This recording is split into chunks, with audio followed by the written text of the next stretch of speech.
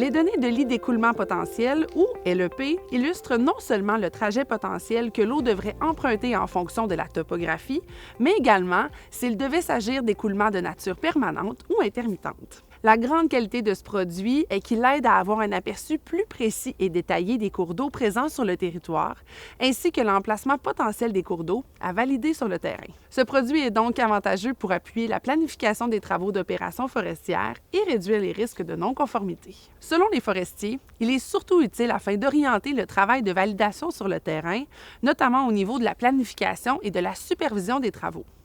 Jumelé à une validation sur le terrain, ce produit offre une connaissance détaillée du territoire qui peut servir lors des opérations de récolte, de préparation de terrain et de construction de chemin, entre autres.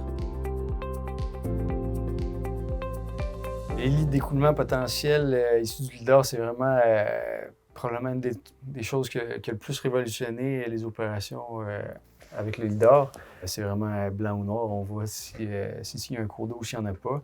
Évidemment, c'est toujours un indice, donc on va toujours valider sur le terrain, mais ça fait un gros dégrossissage. Après ça, les contremaîtres savent où aller regarder, où chercher s'il y aurait un écoulement. Puis en général, la précision de l'enlignement est vraiment très bonne, donc c'est vraiment juste de valider s'il y en a un ou il n'y en a pas.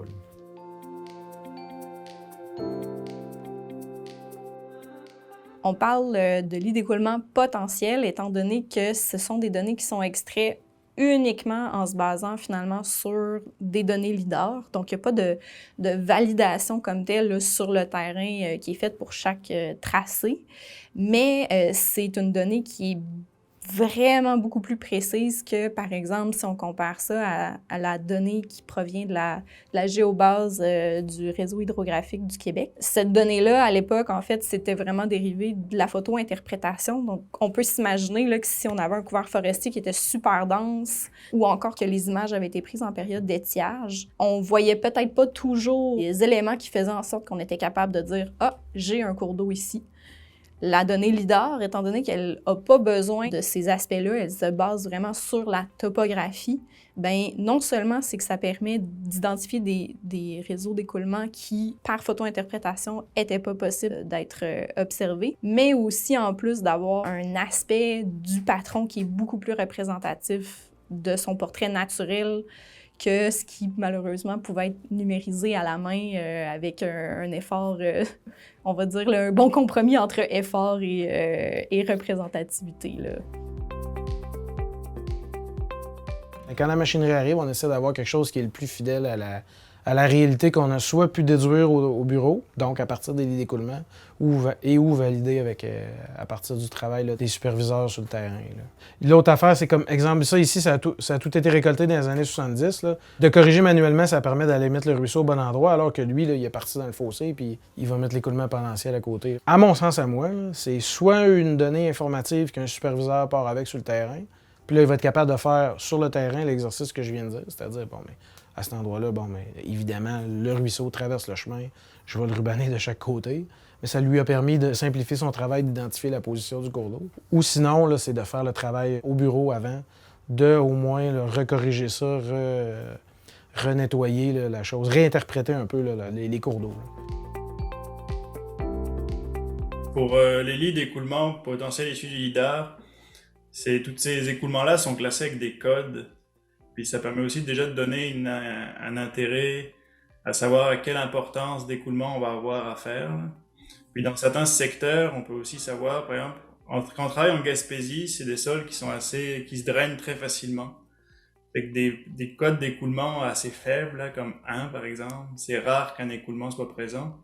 Alors que sur la côte nord, en l'occurrence, des codes à partir de 2, souvent l'écoulement est présent. Le lit d'écoulement potentiel, il est surtout utilisé en récolte.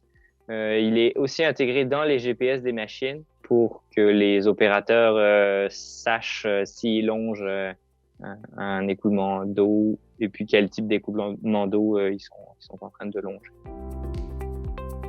Ça nous permet d'aller voir si c'est un ruisseau permanent ou un ruisseau temporaire ou juste un drainage naturel. au fur et à mesure qu'il l'utilise, par contre, Il l'aime de plus en plus. il commence à l'aimer de plus en plus, puis les commentaires sont de plus en plus positifs au fur et à mesure que nos gens s'habituent à utiliser Oui, ça. absolument. Là, les contremaîtres, ils reviennent puis ils disent hey, finalement, le ruisseau, il passait vraiment au bon endroit. Fait que ça m'a permis d'éviter de retourner valider 3 fois mon rubanage ou peu importe. Donc, on a de plus en plus de bons commentaires.